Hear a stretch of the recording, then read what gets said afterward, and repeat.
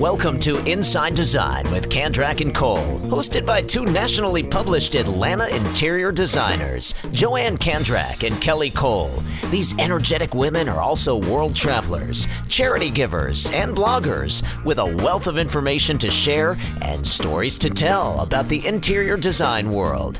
Okay, now just a warning, this is going to be fun and not too serious. After all, they still do have an interior design business running at full speed. Hi, everybody. This is episode 43 of Inside Design with Kandrak and Cole. And I'm very excited today because we have a special guest. Her name is Sue Wadden, and she is the Director of Color Marketing for Sherwin Williams, which happens to be our favorite paint manufacturer. Yes. And she is coming to us via Skype from a place that's near and dear to my heart, which is Cleveland, Ohio, which is where I was born and raised and where the majority of my family is. So we want to go ahead and welcome you, Sue. Hi, guys. I'm very excited to be here. And that's an awesome intro because Cleveland is the best city in the world, I think. Maybe I'm biased. So, Sue, I attended the Color Forecast, which was so amazing. It talks all about how the colors come to be and all that, but I'm sure people would love to know how you became the director of color marketing, like where you grew up and where you went to school, and tell us a little bit about your career and how you got to this point. Sure. It's I think it's actually kind of a funny story now. I grew up in Cleveland, Ohio, and I attended the Cleveland Institute of Art. So in some ways, I'm a townie. I didn't leave Cleveland. Those are rare these days.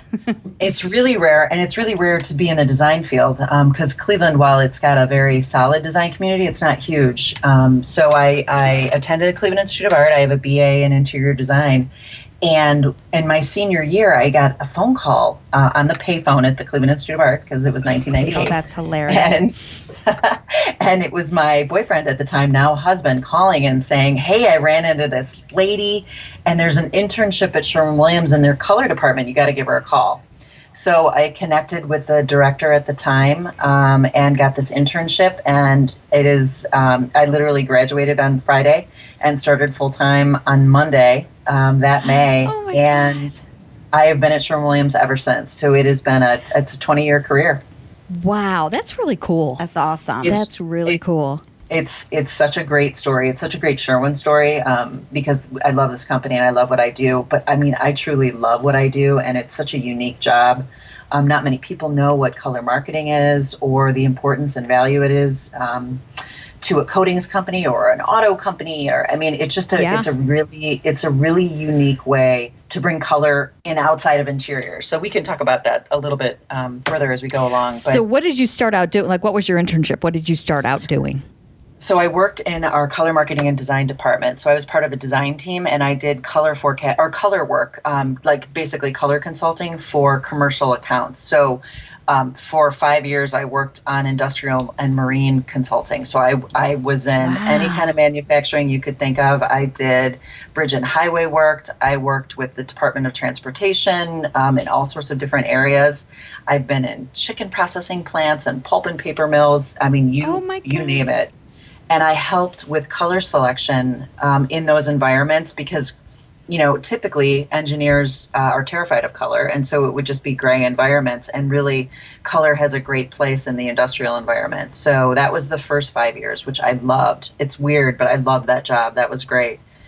And then I switched. That's really interesting. Is it unique? You would never think that there would be a place for that. Do you say that it has a great place in those industries because they need color to enhance their mood? Motivate or to just create a different vibe, considering they live in a gray world? It was all of those things. So like if you're working on a production line and you're seeing, you know, widgets go down a line, there's ways to put color like in line of sight when an employee would look up. And so if you're looking at a gray widget all day and you look up from your work and see a gray wall, there's considerable eye fatigue. So we would work on contrasting colors or color schemes within the manufacturing environment that would help with that. But then also create that is totally fascinating. It is. It's a whole world that you just didn't. Not a lot of people know about. Well, that's the thing. People don't know about it. I think people think about color with just interior design, but don't think about it in those kind of environments, and that it does make such a difference. Well, I remember years ago, we went to our first Sherwin Williams color forecast, and it was a guy that led that one. He was so dynamic. I just never forget it. I mean, you look at a color wheel, he's even as a general, homeowner that goes to the Sherwin Williams store looking for colors, but how those colors come about, the amount of research.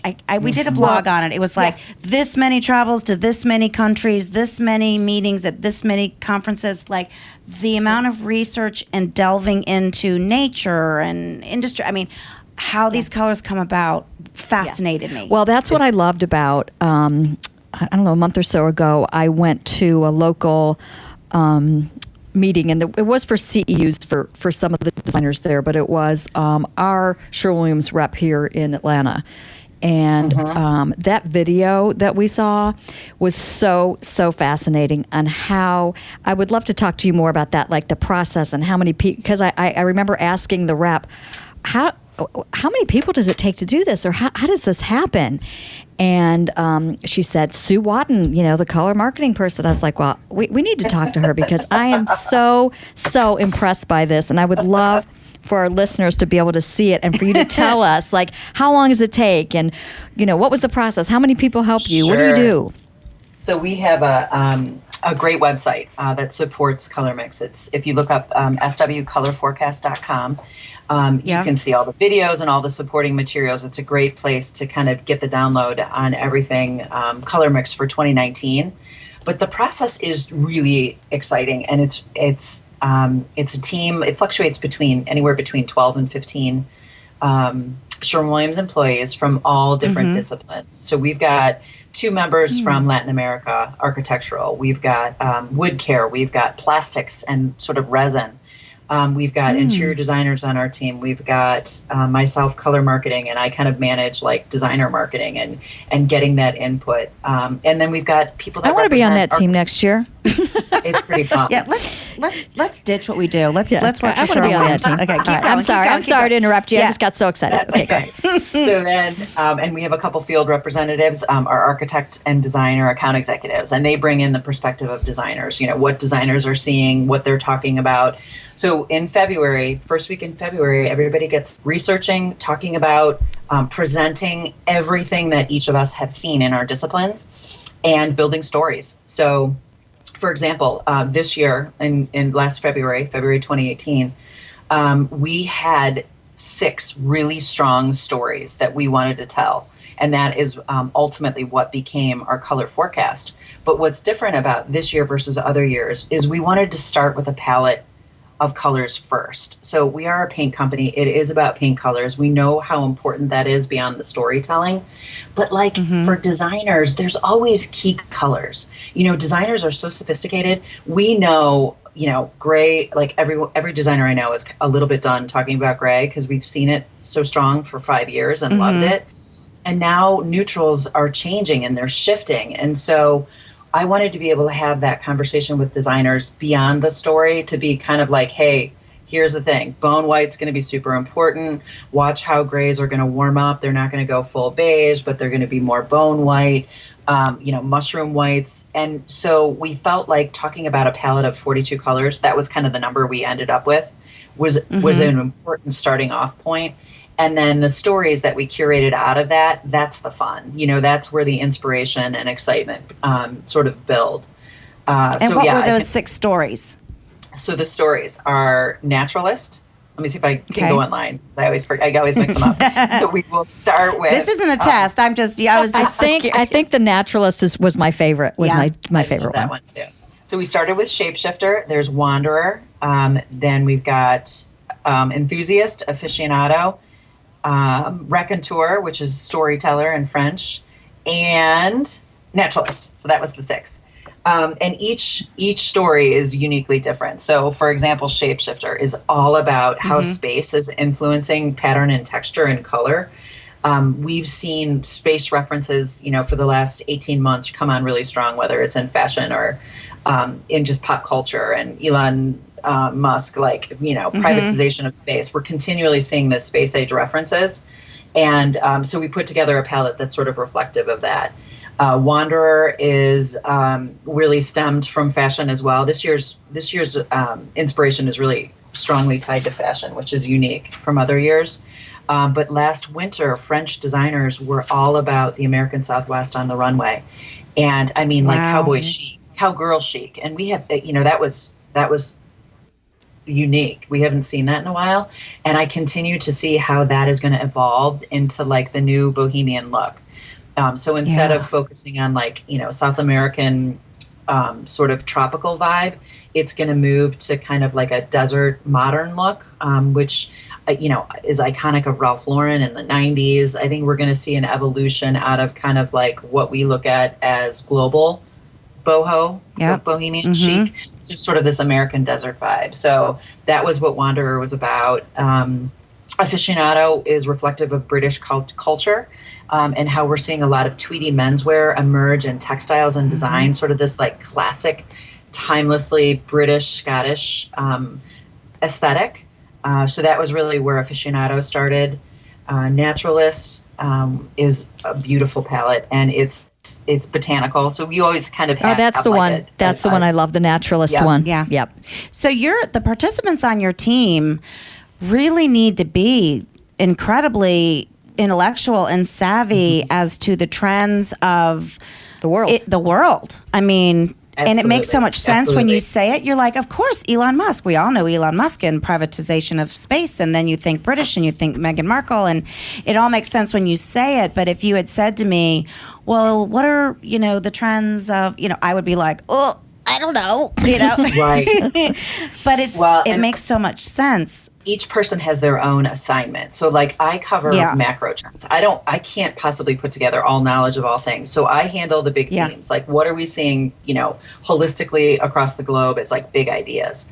Lauren West, she's our wood care guru, and she talks about furniture and what's going on in wood care. So we bring that element to it.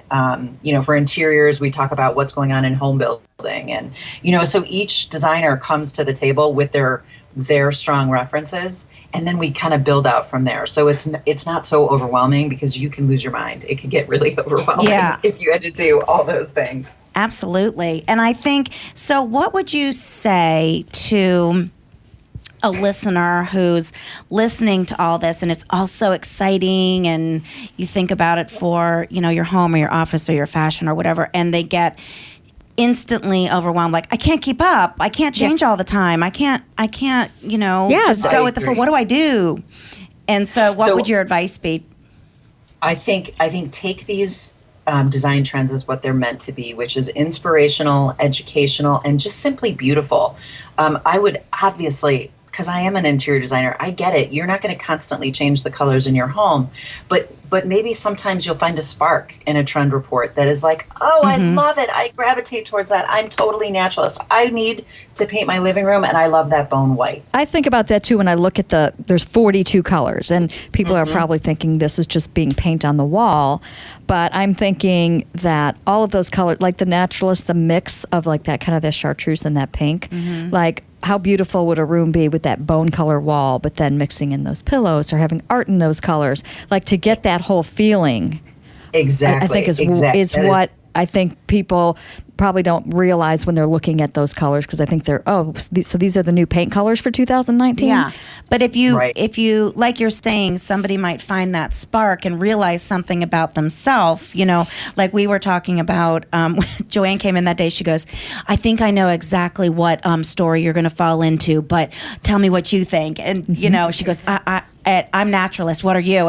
And she goes, I think you're going to be that too. But I there was another one I liked, and I was kind of falling between two. But it does kind of make you think about your yourself, sense of style. Your sense of style. But it always comes back to me as an interior designer as what is the spiritual feeling in your home? What makes you happy and at peace? And you might not know it without this kind of guidance. Right. Well, it's funny too, because a lot of times if you ever look at an interior designer's website and in their bio or whatever they say, it's like, I love to design homes that are a reflection of the person. And it sounds kind of kitschy, but it's true. Like, what that person gravitates toward, what that person likes to be around, is what you want to create for them. Absolutely. And color is so powerful and so emotional that I think when people go onto the site and see these 6 themes, there's 7 colors in each one, that there may be one that they gravitate towards, and that maybe, they've been looking at their master bedroom for 2 years, like, I don't know what to do. And then they might see that and go, all right, yeah, that speaks to me. Exactly. And so look how powerful you are, Sue. Yeah. See, well, and I the think what's goddess. unique about my position, and there's a color marketing people, at every coatings company. But I think what's unique about me is that I'm an interior designer first. So sometimes we'll look at colors to recommend because maybe they're trend forward.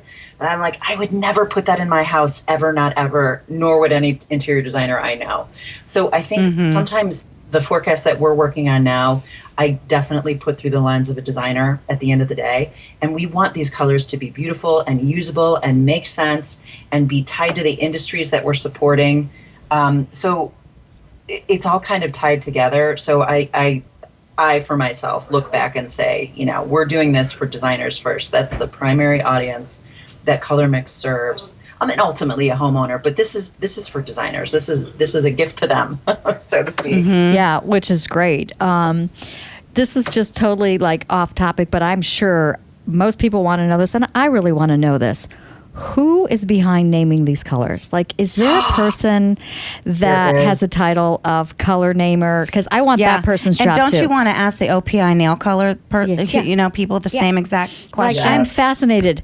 So who is this? I mean, how does that work? Who gets that job? So this person's name is Sue Wadden. It is me. I am no way!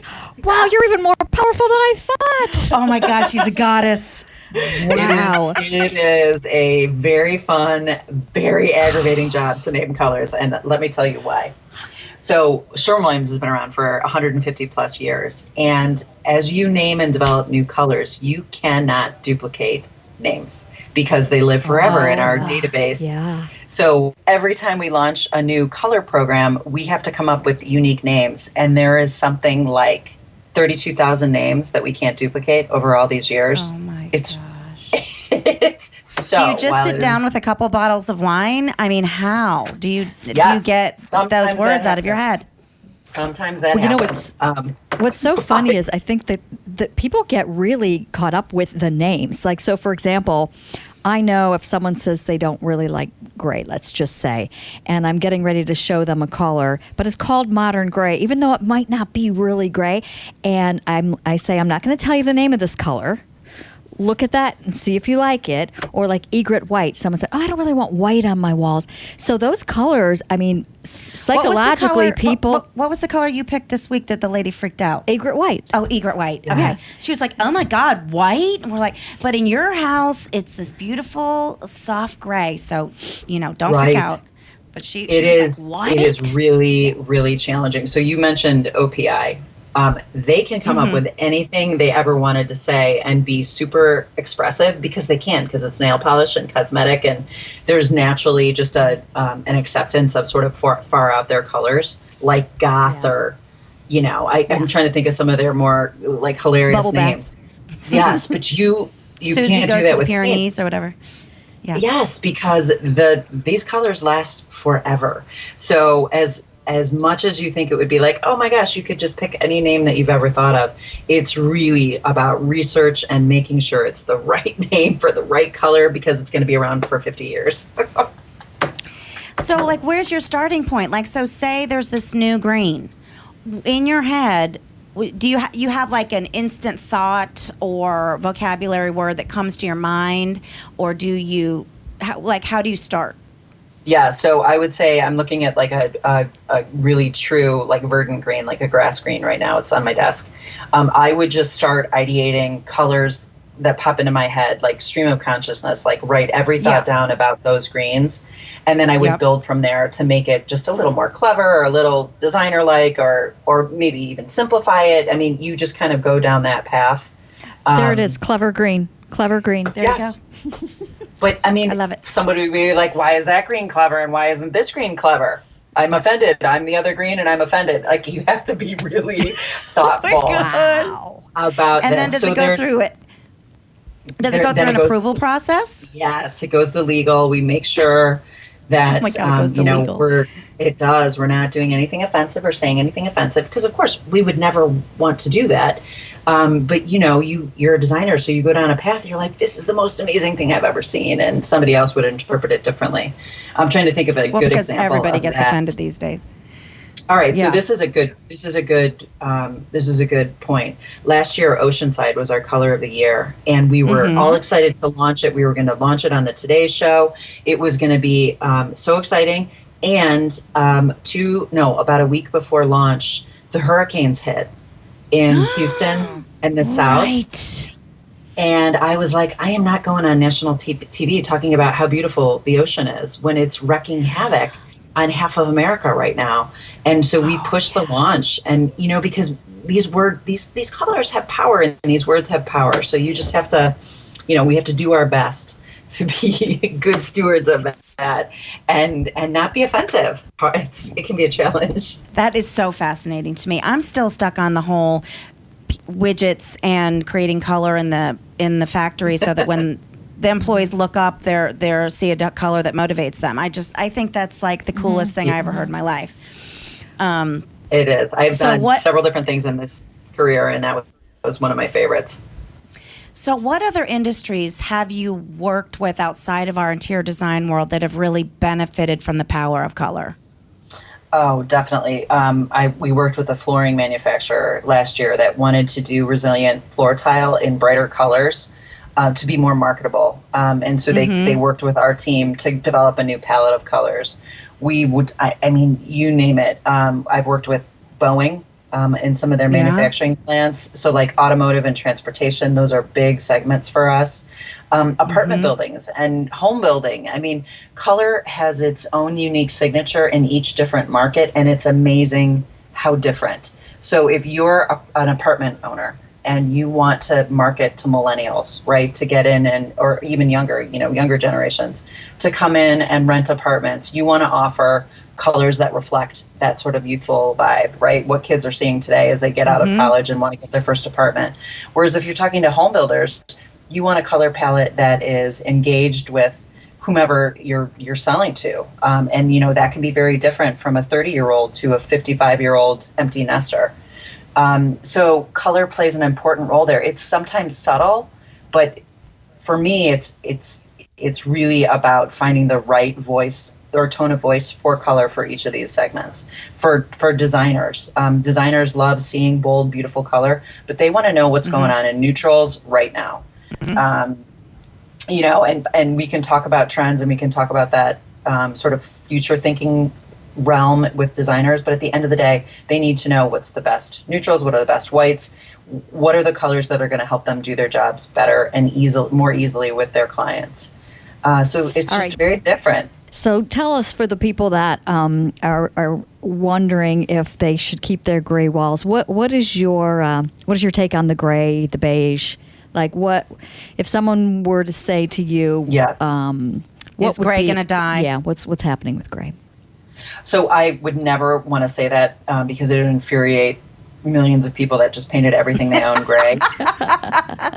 We don't want to do that. But I would say start building on that gray and start combining it with warmer neutrals. So I'm not saying bring beige back, but bone white is a great transitional neutral. Sort of mushroom tones. You can go in the taupe realm if you like a little bit more of a purple undertone. Kind of warm up the companion neutrals that you bring in, and it creates a really visually balanced palette. You've got the cool tones of gray; they look very Scandinavian and clean, and then you're bringing in warmer tones that are sort of to me more reflective of nature and sort of what's going on with nature and botanicals. Yeah. So I like those warmer neutrals. I think I did my lake house okay. Yeah, I'm sighing a big sigh of relief because I did that very thing. But you know what I love mixed with all those tones you just said is matte black. Yeah. I love I pops totally of matte love black in that. So like all the hardware, the hinges and the doorknobs and everything in my lake house are black, but all the paint colors and flooring are the Yeah, I bone kind of and like gray. that oatmeal gray I love kind of it. combination. The linen. Yeah, I love I it. do too. I do too. It looks very coastal. You could use it anywhere. I mean, anywhere that you try to put that color scheme together, it will work great. And I love matte black. I painted my dining room matte black last year, and it's awesome. Oh, Yes. my kitchen used to be both, black. Yeah, we and both had a black kitchen. and I loved it. People are like, Yeah. what? Oh, I love it. So Yep. what's your favorite color? Oh, that's So a loaded it question Yeah, for I her. know for her. I'm just curious. It used to be Anonymous, which is like a really nice warm gray, 7046. Yes, we've used that happens to be. before. I love it. That's the exterior of my house. But I am now obsessed with shiitake, which is this Oh, yeah. mushroom, of course, mushroom We've used neutral. It's so pretty, and it's really chameleonic. It kind of sits with whatever you need it to sit with. So if you need it to be warm, it looks warm. If you need it to be cooler and stone-like, it's awesome. I love it. Yeah, we've So used that's my both those favorite. colors, Yep. and I love that stone. That mix it with the bone. Yeah, It's yeah, yummy. yeah. So yummy. Beautiful. You Oh guys are my great. gosh! So we have to wrap it up. I could talk to you forever. Is there before we go on to our inspirational and funny quotes that we end every podcast with? Is there anything that you want to mention to people listening about 2019? No, I think most importantly, check out our website, swcolorforecast.com, and look at the images and the video and get inspired for 2019. And know that we are going to be fast and furious on 2020, and we've got some really, really exciting things coming up. We can get back together next year and talk about it. Oh, definitely. We would love that. That's right, because you start working. You said you start February. working in February, right, for 2020. Yep, I'm going Oh to my take God. I bet it week off comes at up really Christmas. fast. It Yeah. I bet it does. comes up fast. You feel like you It probably does. just did it, right? No, yeah, well, we're just doing the research. So I'm looking at this enormous pile of papers that I have to go through over my holiday break to prepare for next year's meeting that happens, Yeah. first week in February. Wow. Well, it's just been such a pleasure learning about your job. Which Yes. is super cool. Thank you so Thank much, you. Sue. Thanks We'll go for ahead and having wrap me. this This was up wonderful, with- great fun. Yeah. We'll write a blog on this, and we'll share it on all of our social media so that if somebody God forbid isn't listening to us, God that they forbid. can get this information somewhere else. I love it. You guys are doing a great job. Thanks so much. We love what we do, and color is a big part of our designs. So Oh gosh, yes. Yeah. So don't hang up because our quotes are awesome. So which one you want to do? Inspirational or funny? funny. You're doing the fun. I love the funny one. Okay, I'll do the inspirational one. Okay. This quote comes from Brene Brown, who, if you don't know her and you haven't read her books, you really should. It's a good Christmas gift for anybody that wants to better themselves. But our quote from her today is, "What we know matters, but who we are matters more." And I think that applies every time I turn on the morning news, right? I mean, give me a break. It's crazy out there. So It is. it matters. It matters who you are. Yep. Okay. Okay, so the funny one. Yeah. I know at least 90% of the people can relate to this. Yeah. When I ask my friends to take a pic, I mean take the pic. Take 15 photos, get on the floor, climb a tree, try flash and no flash, use Snap, order a drone, do what it takes until you take the pic.